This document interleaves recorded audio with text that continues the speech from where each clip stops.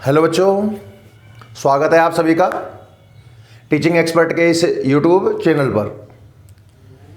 बच्चों, हम बात कर रहे हैं class 11th NCERT physics chapter number 2 के बारे में, और 2 लेक्चर आप इसमें देख चुके हो।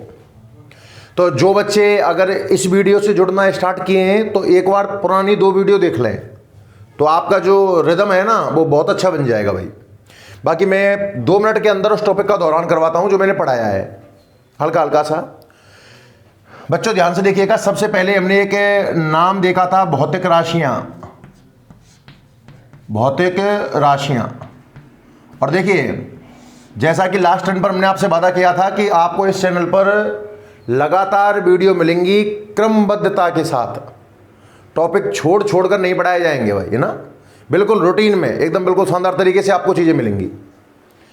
तो भौतिक राशियों का मतलब होता है बच्चों ऐसी राशियां जिनका मापन संभव हो, जिनको आप नाप पाओ, जिनको आप तोल पाओ, जिनका आप मेजरमेंट कर पाओ, उन्हें बोलते हैं फिजिकल क्वांटिटीज, भौतिक राशियां। कोई भी ऐसी चीज जिसको आप अच्छे से नाप पाओ वो भौतिक राशि कहलाती है। बहुत सारे एग्जाम्पल मैंने आपको बताए थे, बल, लंबाई, आयतन, घनत्व, क्षेत्रफल, बहुत सारी राशियां पढ़ेंगे इस चैप्टर के अंदर। भौतिक राशियों को 2 भागों में क्लासिफाइड किया गया है, बांटा गया है बच्चों। एक तो होती हैं मूल राशियां और एक होती हैं व्युत्पन्न। हालांकि मैंने एक नाम और बताया था मूल राशियों के साथ में ही, बाद में देखते हैं उस चीज को।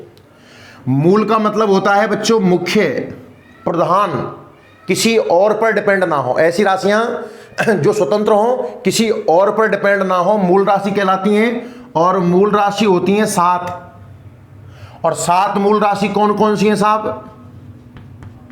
लंबाई, द्रव्यमान, समय। 3 का तो ये जोड़ा याद कर लो आप, लंबाई, द्रव्यमान, समय।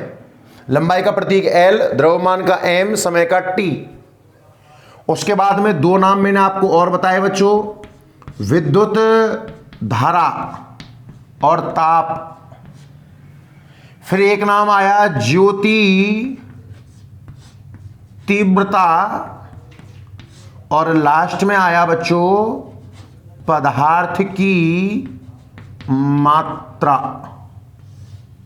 क्लियर है भाई यहां तक? ये 7 मूल राशियां हैं। अब मैंने कहा था कि जो व्युत्पन्न राशियां हैं, नाम से ही क्लियर है, व्युत्पन्न, ये बच्चों मूल राशियों से मिलकर बनी है। व्युत्पन्न राशियां मूल राशियों से मिलकर बनी है। और व्युत्पन्न राशि कितनी है ये तो मुझे भी नहीं पता है, बहुत सारी राशियां हैं। इनके अलावा जो भी आपने नाम सुना होगा वो सब राशियां कैसी होंगी? व्युत्पन्न। 4-5 मैं आपको लिखा चुका था बच्चों। मैंने पहले स्टार्ट किया था चाल से, और मैंने आपको बताया कि चाल का फॉर्मूला है दूरी बटा समय। सूत्र याद करना क्यों जरूरी है? क्योंकि सूत्र से ही मैं मात्रक बनाऊंगा, सूत्र से ही मैं विमा बनाऊंगा, सूत्र से ही मैं परिभाषा बनाऊंगा। कई चीज हम सूत्र से निकालेंगे, तो सूत्र समय के साथ धीरे धीरे याद होंगे। जैसा कि मैंने आपको लास्ट टर्न पर कहा कि मैं आपको पर डे 5 से 10 फॉर्मूले लिखाने का प्रयास करूंगा। आज की क्लास में भी हम आपको 5 सूत्र तो कम से कम लिखाएंगे। लास्ट क्लास में 5 लिखाए थे, उम्मीद करता हूं आपने याद कर लिए होंगे, और मैं साथ में दोहरान भी करवाता हूं। चाल का सूत्र है दूरी बटे समय।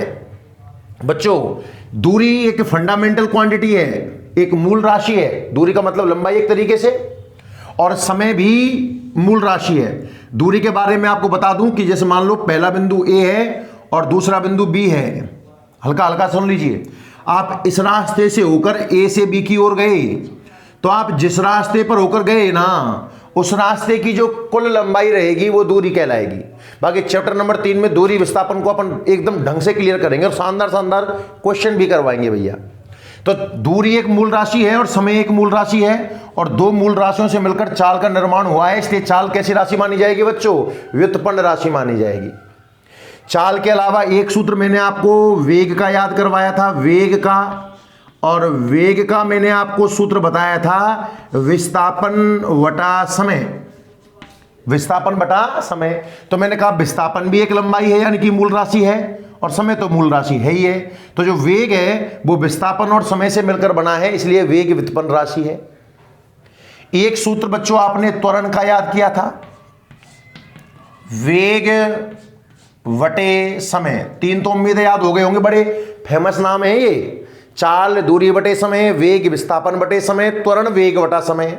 अच्छा, नंबर 4 पर हमने बल का याद किया, F बराबर ma याद करवाया मैंने आपको। F बराबर ma, F मीन्स फोर्स यानी कि बल, m का मतलब है मास यानी कि द्रव्यमान, और a का मतलब है एसिलरेशन यानी कि त्वरण। तो बल का सूत्र बन गया द्रव्यमान गुणा त्वरण, द्रव्यमान गुणा त्वरण। और फिर एक कार्य का W बराबर Fs, work is equal to force into displacement, कार्य बराबर बल गुणा विस्थापन। इतना बच्चों मैं आपको पढ़ा चुका हूं। अगर आपने दोनों क्लास, मात्र 1 घंटे का टॉपिक था ये पूरा, अगर आपने दोनों क्लास बड़े आसानी से देखी होंगी ना ध्यान से, तो उम्मीद करता हूं कि पूरी बात समझ में भी आ गई होगी। ठीक है बच्चों, आगे बढ़ते हैं, ध्यान से देखना। तो जो सूत्रों पर हमारी चर्चा चल रही है ना, वो तो चलती रहेगी, वो तो अपन 5-5 सूत्र पर डे याद करते रहेंगे। चैप्टर को आगे बढ़ाते हैं बच्चों। तो भौतिक राशियों को आपने 2 भागों में बांट दिया, मूल राशियां और व्युत्पन्न राशियां। एक नाम पूरक राशि और होता है जिसमें 2 राशियां आती हैं, समतल कोण और घन कोण। लिस्ट बनाऊंगा तब लिखाएंगे उस चीज को अपन। आगे बढ़ते हैं बच्चों।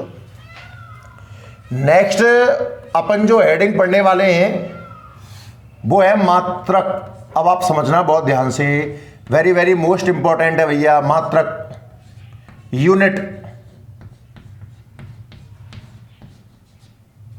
बच्चों ध्यान से देखिएगा, मात्रक क्या होता है। अब आप सुनना अच्छे से, ये एक ऐसी चीज है भैया, हजारों बार पढ़ चुके होंगे आप आज तक, मेरी गारंटी है। मात्रक को आपने हजारों बार देखा होगा। होता क्या है, कैसे डिफाइन होता है, इसका यूज क्या है, वो मैं आपको आज समझाने का प्रयास करता हूं।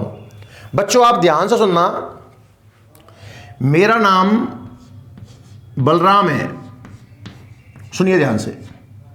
मैंने लिख दिया कि मेरा नाम है बलराम, तो बलराम तो मेरा नाम हो गया। तो क्या आप नाम को देखकर, क्या आप नाम को देखकर मेरी जाति के बारे में बोल सकते हो? मेरा नाम बलराम है, तो क्या आप इस बलराम नाम को देखकर मेरी जाति के बारे में बोल सकते हो क्या, कि मैं कौन हूं? मैं सैनी हूं, मैं जाट हूं, मैं जाटव हूं, मैं मीणा हूं, मैं ब्राह्मण हूं, कौन हूं? मेरी बात समझ लो आप क्या कहना चाह रहा हूं। तो ये शब्द सिर्फ नाम को इंडिकेट कर रहा है। पर अगर बच्चों मैं लिखूं बलराम शर्मा, तो ये जो पीछे सरनेम है ना, ये पहचान बताता है। शर्मा मतलब पंडित। मैं भी बलराम सैनी लिखता, मैं भी बलराम जाट लिखता, मैं भी बलराम जाटव लिखता, जो भी मेरा नाम होता मैं नाम लिखता, तो इससे नाम की पहचान हुई ना, इससे हमारी जाति की पहचान हुई ना एक तरीके से। तो ये ऐसा मात्रक है।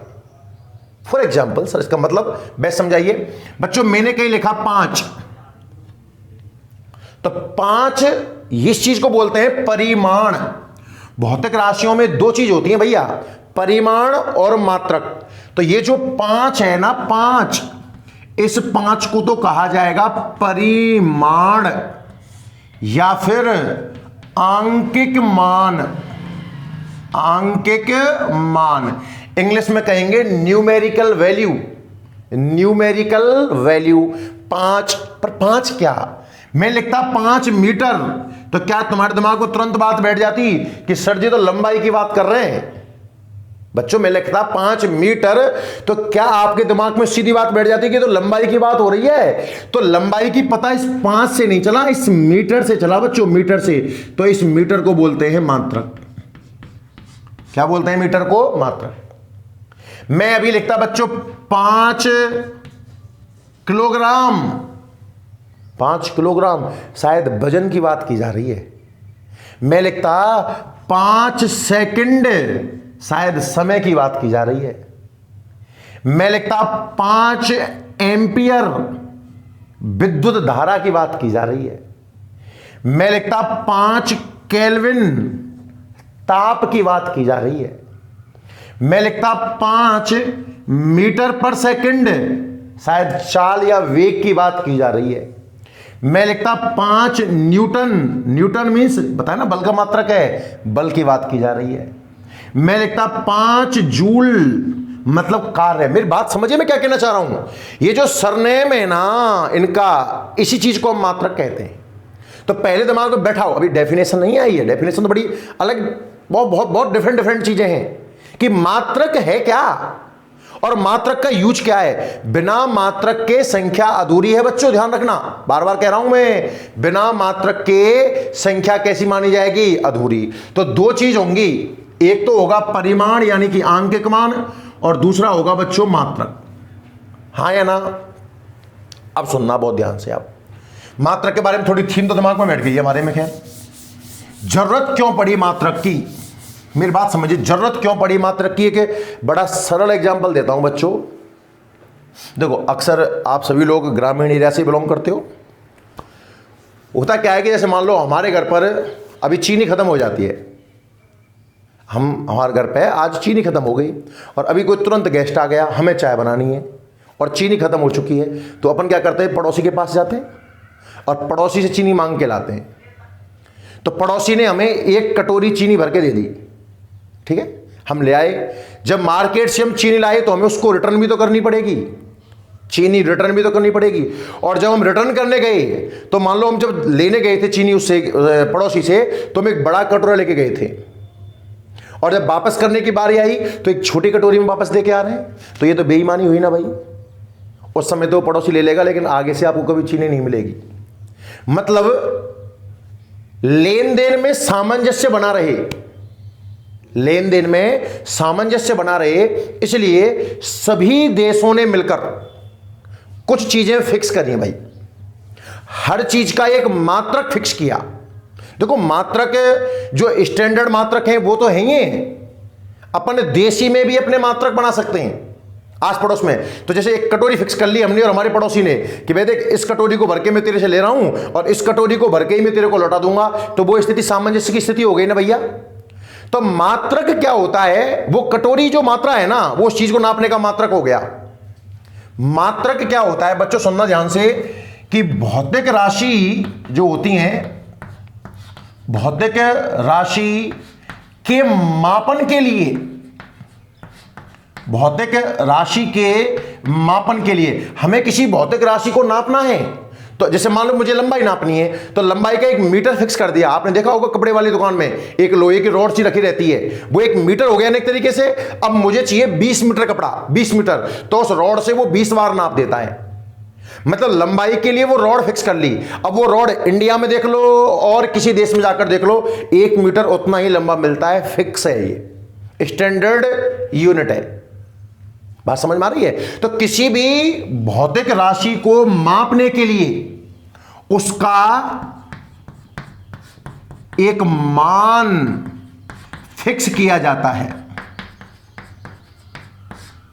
मान फिक्स किया जाता है, और उसी चीज को हम क्या कहते हैं, उसका मात्रक। मेरी बात ध्यान से समझें, मात्रक क्या है, किसी चीज का मात्रक क्या है। जैसे मैं वजन की बात करूं, वजन का हमने किलोग्राम फिक्स कर दिया, समय का हमने सेकंड, और भी बहुत सारे एक एक भौतिक राशि के कई कई मात्रक भी हो सकते हैं। तो मात्रक एक्चुअल में होता क्या है कि भौतिक राशि को मापने के लिए, भौतिक राशि का मेजरमेंट करने के लिए, किसी भी भौतिक राशि को, बहुत प्रकार की भौतिक राशियां हैं, तो किसी भी भौतिक राशि को मापने के लिए हम उसको अच्छे से नाप पाए, सुगमता से नाप पाए, गलती ना हो, तो बच्चों हमने उसका एक मान फिक्स किया है।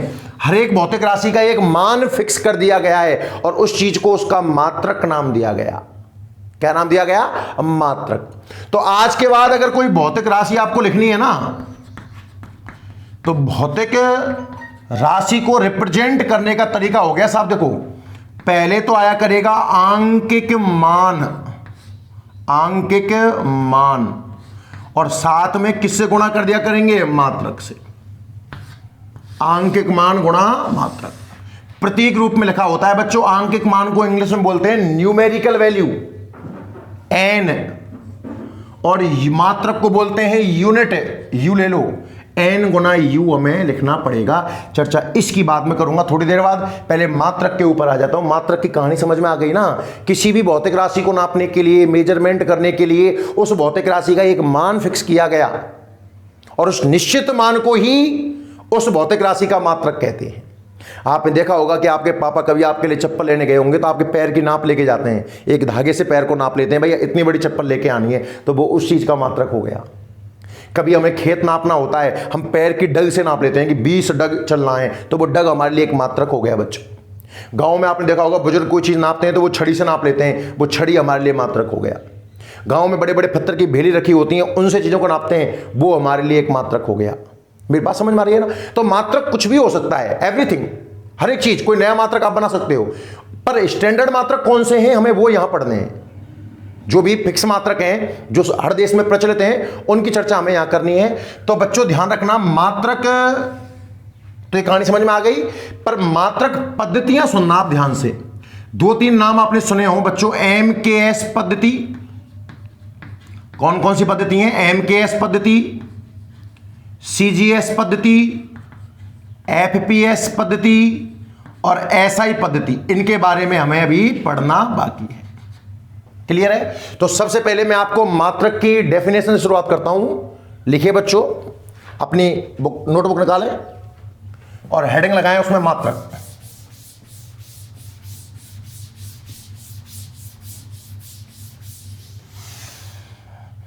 हेडिंग लगाएं बच्चों आप उसमें मात्रक, यूनिट, है ना? और यूनिट की डेफिनेशन क्या होगी आप बनाओ कि किसी भी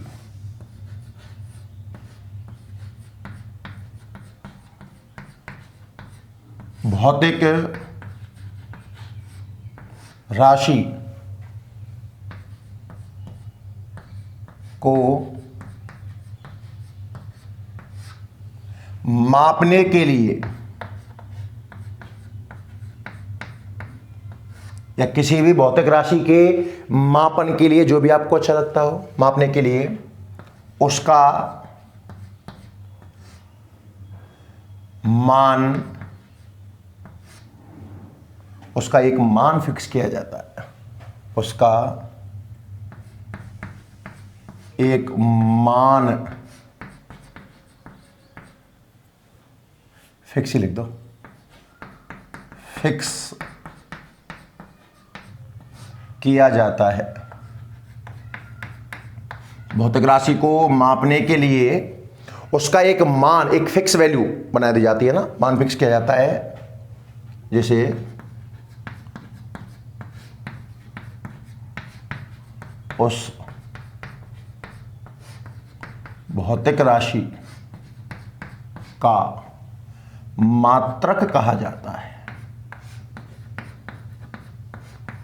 मात्रक कहा जाता है। यह है भैया यूनिट। यार सुन लो, कोई भी चीज नापनी हो उसका एक मान फिक्स कर दिया हमने।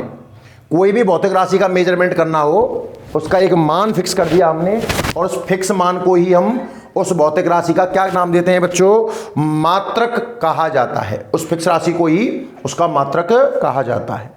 क्लियर है यहां तक? ठीक है। तो भौतिक राशि को लिखने का तरीका क्या हुआ साहब?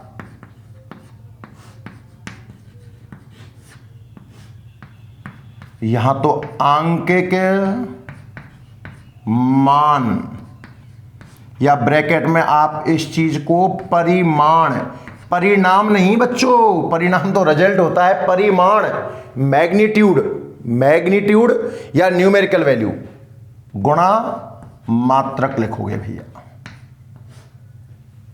भौतिक राशि को इस प्रकार आप रिप्रेजेंट करोगे।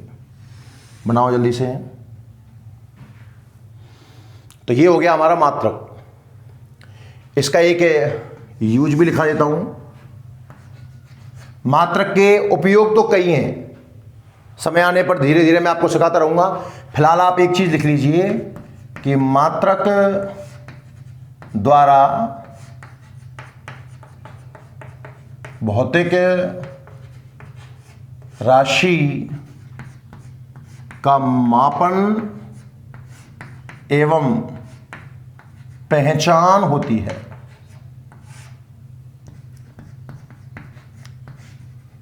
समझ रहे हो आप? भौतिक राशि को माप भी सकते हो उससे आप, और भौतिक राशि की पहचान भी कर सकते हो। जब हम कोई सवाल में फंस जाया करेंगे, क्लियर नहीं पता चलेगा कौन सी राशि है, तो मैं मात्रक से आपको पहचान बताऊंगा, भाई देखो ये कौन सी राशि है। नोट करिए बच्चों जल्दी से यहां तक।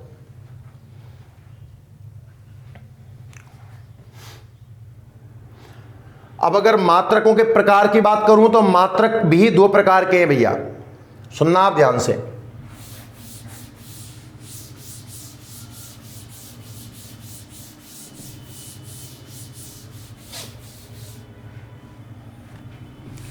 जैसे अब मात्रक होता किसका है? भौतिक राशि का।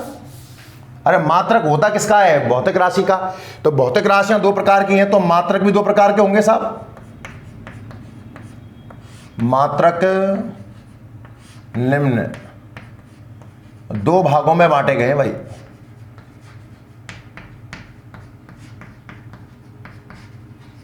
कौन कौन से? एक नंबर तो मूल मात्रक, और दूसरा नंबर समझ गए ना, व्युत्पन्न मात्रक। मेरी बात समझो, मात्रक होता किसका है? भौतिक राशि का। और भौतिक राशि कितने प्रकार की हैं? दो प्रकार की, मूल राशियां और व्युत्पन्न राशियां। तो मात्रक भी कितने प्रकार के हो गए? दो प्रकार के। मूल मात्रक फंडामेंटल यूनिट और ड्राइव्ड यूनिट। फंडामेंटल यूनिट है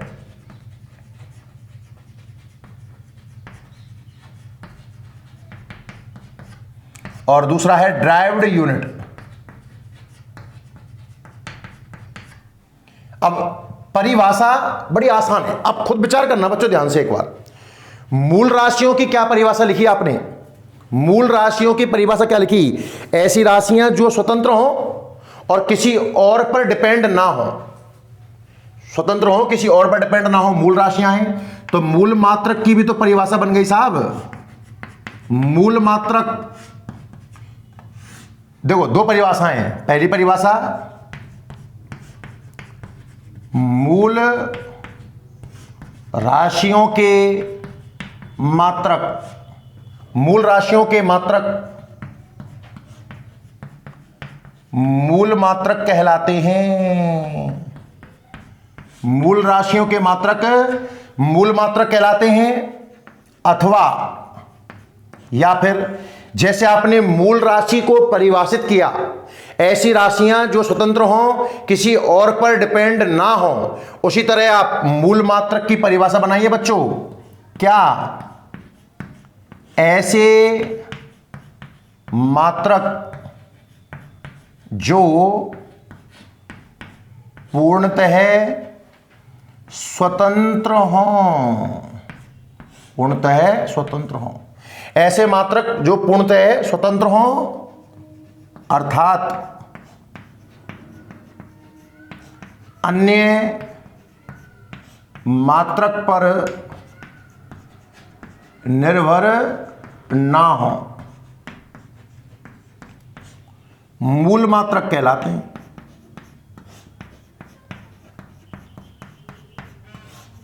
अरे समझ में आया ना भैया? थोड़ा तरीके समझोगे ना बड़ा आनंद आएगा, और अब आपकी स्पीड बढ़ जाएगी ऑटोमेटिक।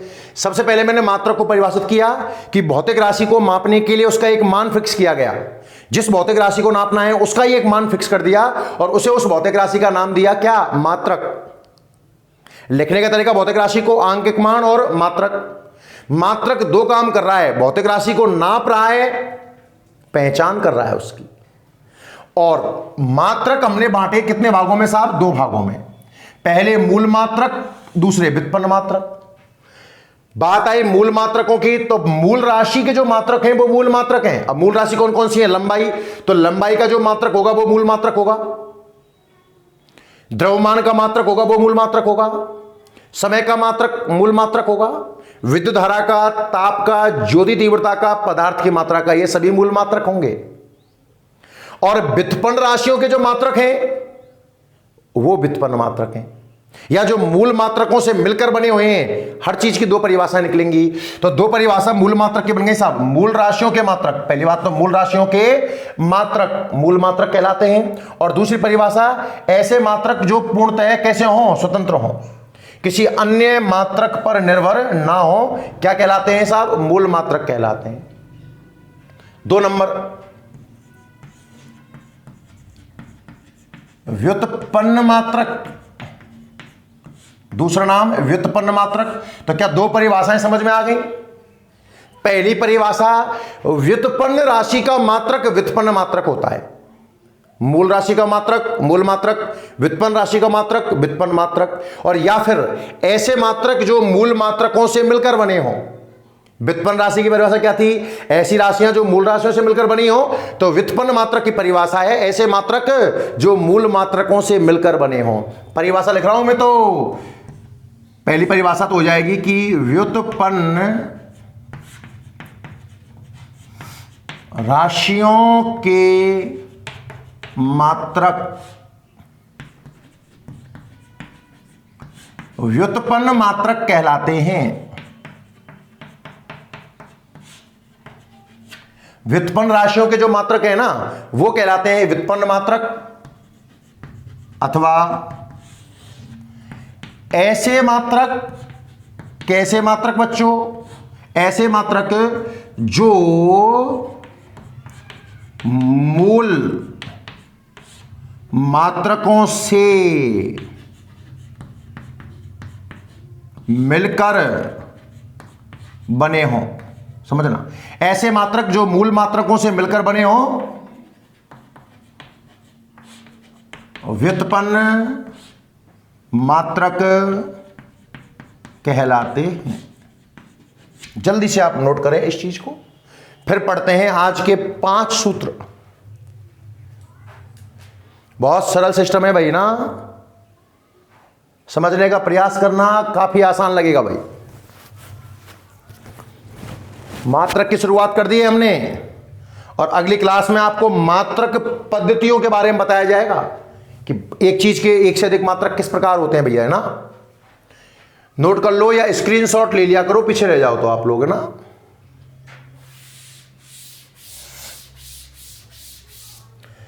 लेक्चर समझ में आ गया ना आज का भैया? वैसे आज का लेक्चर मैं पूरा कर रहा हूं ना। अभी मैं 5 सूत्र, जो मैंने कहा था ना आपको कि मैं पर डे आपको 5 फॉर्मूले लिखाऊंगा, और वो फॉर्मूले आप एक पन्ने में लिखकर अपनी दीवार पर चिपका दोगे जहां बैठ के आप बच्चों पढ़ते हो, और बार बार उन फॉर्मूलों को देखोगे ना तो वो देखने मात्र से ही आपको याद हो जाएंगे। देखना ध्यान से। क्या 5 सूत्र याद कर चुके हो? मैं पहले वो 5 लिख रहा हूं जो हम पहले पढ़ चुके हैं। नंबर 1, चाल का सूत्र था दूरी बटा समय। चाल का प्रतीक हमने v लिया था, याद करो। नंबर 2, वेग का सूत्र है विस्थापन बटा समय। वेग का भी वैसे v होता है, खैर वेक्टर लगा देते हैं, वो बाद में देखेंगे। नंबर 3, आपने त्वरण देखा बच्चों। त्वरण होता है वेग बटा समय। त्वरण का प्रतीक आपने स्मॉल a लिया था, एक्सीलरेशन। नंबर 4, आपने बल का पढ़ा था, F बराबर ma।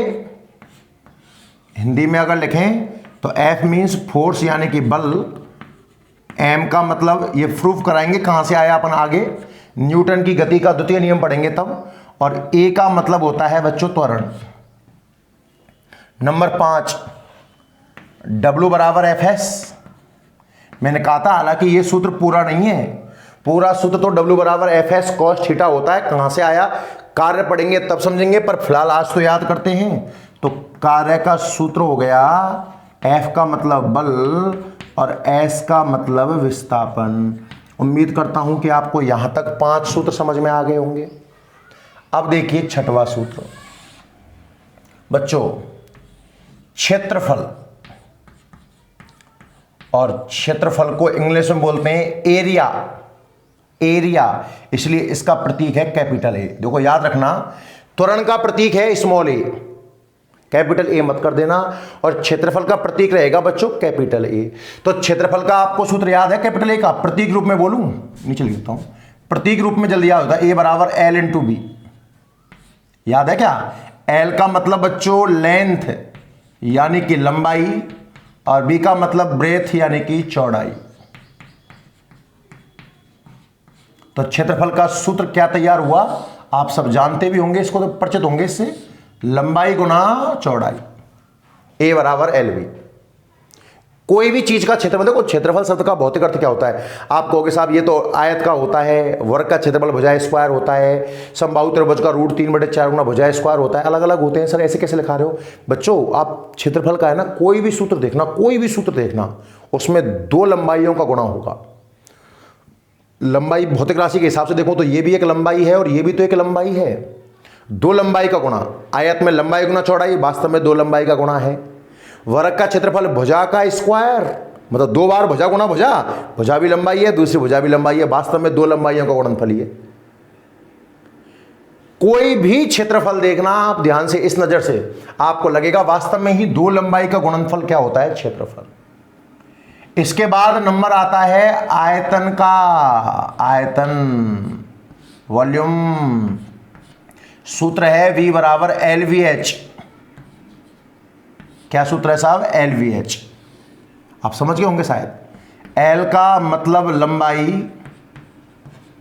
ब्रेथ यानी कि चौड़ाई, और H यानी कि ऊंचाई। तो जो सूत्र बनता है ना आयतन का साहब, वो बनता है लंबाई गुना चौड़ाई गुना ऊंचाई। दो तो आप जल्दी से याद करो और उम्मीद है आपको याद भी होंगे। अब आपको है ना फिजिक्स की दृष्टि से सूत्र कैसे याद करना है कि क्षेत्रफल का मतलब होता है दो लंबाइयों का गुणा। दो लंबाइयों का गुणा हो रहा हो तो वो क्षेत्रफल है, और तीन लंबाइयों का गुणा हो रहा हो तो वो आयतन है साहब। तीन लंबाई गुणा हो गया, पहली लंबाई, ये भी तो लंबाई है और ये भी मतलब लंबाई है। छठा याद करवाया है, क्षेत्रफल लंबाई गुना चौड़ाई, सातवां आयतन लंबाई गुना चौड़ाई गुना ऊंचाई। अब देख ध्यान से, इनके उपयोग वाले सूत्र लिखाऊं पहले आपको।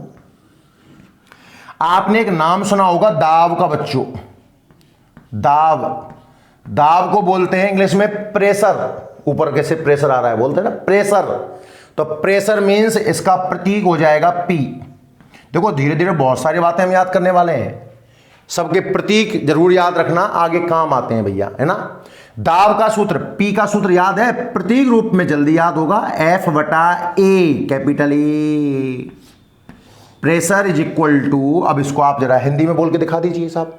P मीन्स प्रेशर यानी कि दाब, F किसका सिंबल है? बल का, फोर्स का, कैपिटल F बल का है ना। तो दाब का सूत्र हो जाएगा साहब बल बटा क्षेत्रफल। क्या सूत्र हो जाएगा? बल बटा क्षेत्रफल। क्लियर है साहब? तीन सूत्र। एक तो आपने क्षेत्रफल A बराबर LV, इनको याद करो भाई, और इनसे अगर आप लिखना सीखेंगे तो आनंद आएगा। A बराबर LV, आयतन V बराबर LVH, V बराबर LVH, और प्रेशर P बराबर F/A। देखो इसका एक बहुत अच्छी बात सुनना बच्चों, एक नाम आता है समानुपाती व्युत्क्रमानुपाती। P A का उल्टा है। आपने सुना होगा रेगिस्तान को, ऊंट को रेगिस्तान का जहाज कहते हैं। रेगिस्तान में दौड़ाया जाए घोड़े को और ऊंट को, तो ऊंट बहुत तेज दौड़ता है बजाय घोड़े के, क्योंकि घोड़े के पैर नुकीले होते हैं, क्षेत्रफल कम होता है, और एक कम होगा तो प्रेशर ज्यादा हो जाता है, पैर मिट्टी में गचक जाता है उसका।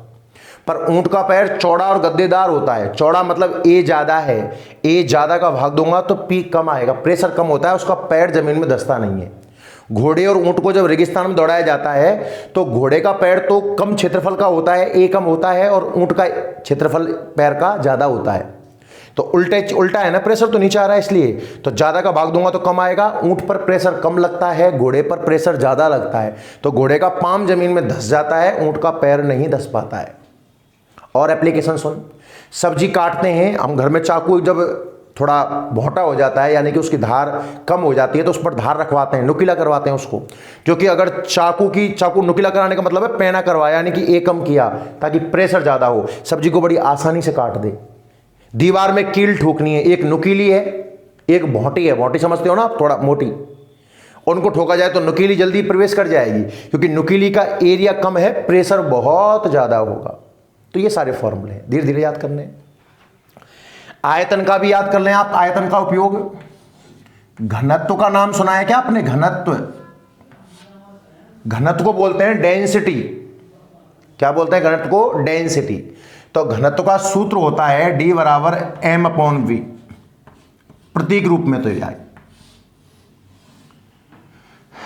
बल का F बराबर ma, कार्य का W बराबर Fs, क्षेत्रफल का A बराबर LV, आयतन का V बराबर LVH, प्रेशर का P बराबर F/A और घनत्व डेंसिटी। घनत्व क्या होता है भैया?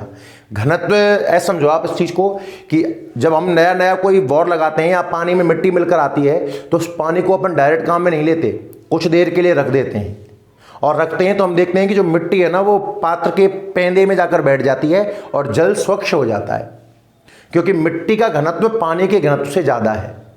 परिभाषा समझाएंगे, उपयोग देख लो आप। तो तेल और पानी को मिक्स करके रख दिया जाए तो तेल ऊपर आ जाता है, सब्जी में अपन तरी जो होती है ऊपर आ जाती है, क्योंकि तेल का घनत्व पानी के घनत्व से कम होता है। जिसका घनत्व ज़्यादा है वो चीज़ नीचे बैठ जाती है, जिसका घनत्व कम होता है वो चीज़ कहाँ आती है? ऊपर।